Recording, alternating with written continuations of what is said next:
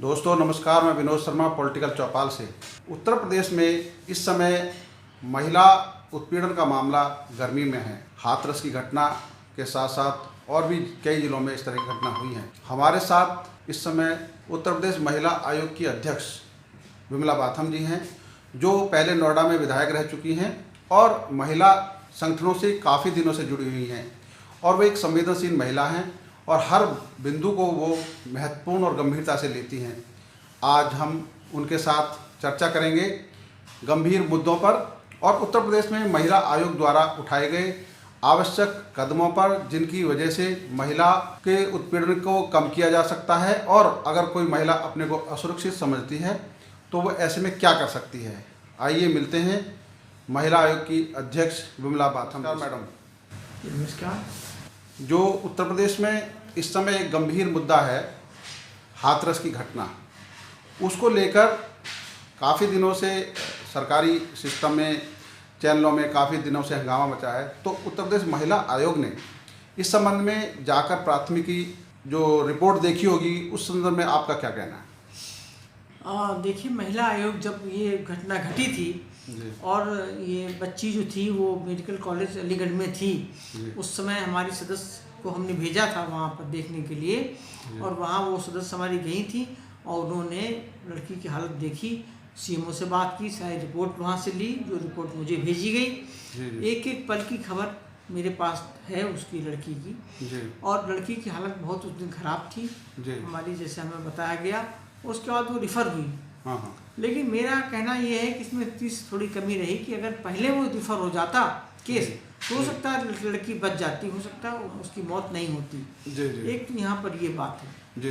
दूसरी घटना हम ये कह सकते हैं कि जब ये आधी रात में जो जलाया गया सबको, ये भी एक दुर्भाग्यपूर्ण रहा, क्योंकि बिना परिजनों के सबको जलाया जाना ठीक नहीं, उचित नहीं था। पहली बात तो ये रात में जलाया जाना ही अपने आप में प्रश्नवाचक है, और दूसरा ये कि बिना परिजनों की उपस्थिति के जलाया गया।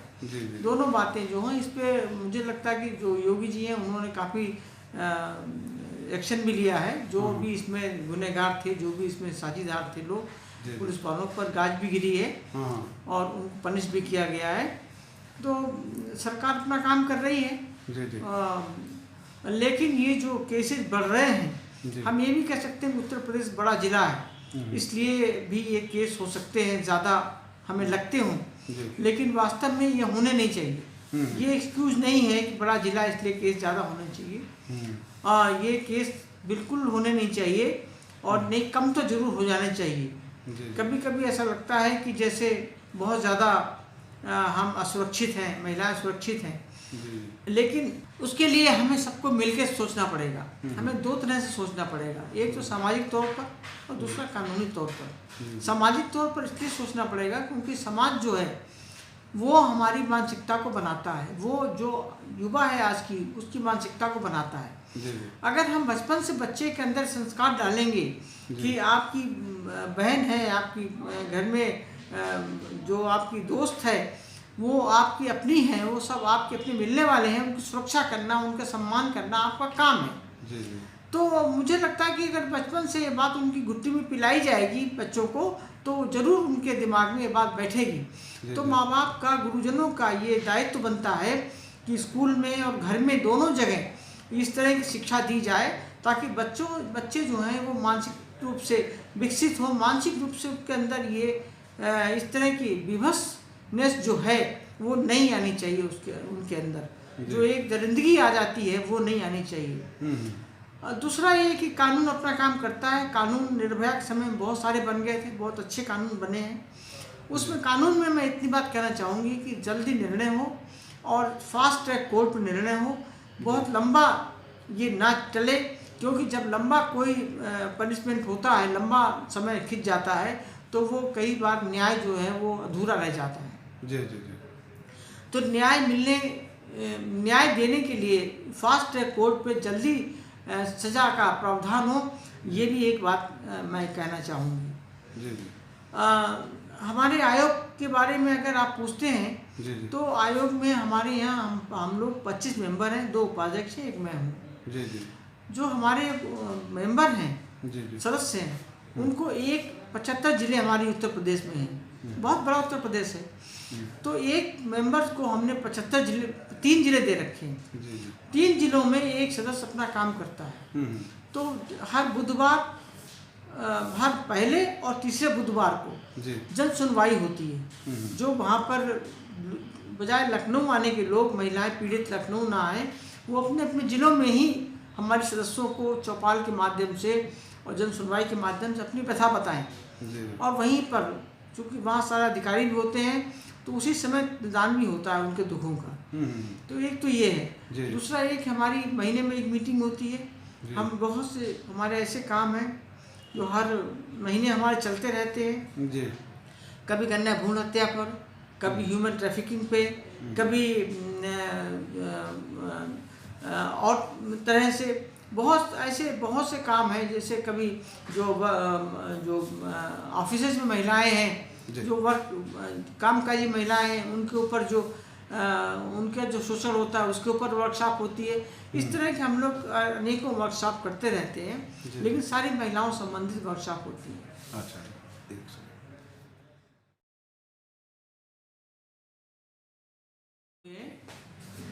काम संभाले हुए, और तब से हमारी कोशिश ये रही है कि ये आयोग जो है वो बिल्कुल ग्रामीण लेवल पर इसकी पहचान बने। क्योंकि कई बार ऐसा हमें लगता है कि शहरी क्षेत्रों में तो लोगों को मालूम है महिला आयोग क्या है, लेकिन ग्रामीण क्षेत्र में अभी भी नहीं मालूम है कि महिला आयोग क्या है और वो कैसे मदद करता है। और सबसे ज़्यादा जो दिक्कतें हैं, जो हरेसमेंट है, जो सताई जाती हैं, वो ग्रामीण लेवल पे महिलाएं हैं जो कम पढ़ी लिखी हैं, और जहाँ पर पति जो हैं वो समझते हैं उनको द्वयम दर्जे का नागरिक समझते हैं, तो वहाँ पर ज़्यादा उनके साथ अत्याचार होता है। वहाँ ज़्यादा ज़रूरत है उनको समझने की। तो हमारी एक कोशिश सबसे पहले ये थी, तो हमने हर बस स्टॉप पे 250 बस स्टॉप हैं उत्तर प्रदेश में जहाँ से बसें संचालित होती हैं, वहाँ पर हमने बड़े बड़े होर्डिंग लगाए। वहाँ से लखनऊ शुरुआत की थी हमने, और सब कहीं लगाए थे ताकि वो उसका प्रचार प्रसार हो। इस तरह से हम बहुत प्रोग्राम करते रहते हैं। अभी हमने 11 फरवरी को योगी जी को लेकर भी कार्यक्रम किया था, और वो कार्यक्रम काफ़ी सफल रहा। उसमें भी ये था कि कैसे हम अपने जो घरेलू हिंसा है उसको कैसे रोका जाए, और किस तरह से घरेलू हिंसा में हम महिलाओं की मदद करें, उनकी जो इसकी पीड़ित शिकार है। अभी लॉकडाउन में देखने को आया है कि बहुत ज़्यादा घरेलू हिंसा हुई है, क्योंकि उसका 2 कारण हो सकते हैं। एक तो मानसिकता, दूसरा ये कि जब 7-24 घंटे का हो गया, सब बंद हो गया, 2 महीने के लिए बिल्कुल सब बंद हो गया था। तो जब पति पत्नी साथ रहेंगे या सब परिवार साथ रहेगा, तो वहाँ उतनी ज़्यादा उनके तकरार भी बढ़ते हैं, और तकरार बढ़ने का हश्र ये हुआ कि घरेलू हिंसा में बढ़ोतरी हो गई।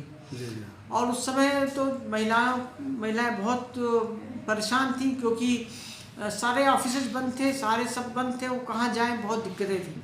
लिखा धीरे धीरे, लेकिन हम ये कह सकते हैं कि जो हमारे यहाँ जो केस लगभग 150 केस डेली आते थे, आज वो 250 के करीब हो गए हैं। इतना तेज़ी से ग्राफ बढ़ा है। तो ये हम ये कह सकते हैं अवेयरनेस की वजह से हुआ, क्योंकि अवेयरनेस बड़ी महिलाओं में है कि महिला आयोग में जाना चाहिए। तो महिला आयोग का नाम महिलाएं अब जानने लगी हैं, और ये हमारे लिए बहुत अच्छी बात है। और हमारे जब महिला आती है, कोई उसका पत्र आता है, रजिस्टर होता है केस, तो हमारे यहाँ हमने एक सिस्टम बनाया हुआ है SMS का। उस SMS से उसके पास जाता है कि आपकी कंप्लेंट दर्ज कर ली गई है, और आपकी कंप्लेंट का नंबर ये है। आगे आपको जब कंप्लेंट का आगे क्या होता है, जहाँ पर होगी वो आपको दोबारा फिर बताया जाएगा। इससे बहुत फ़ायदा हुआ कि महिला तसल्ली हो जाती कि हमारी कंप्लेंट रजिस्टर हो गई है।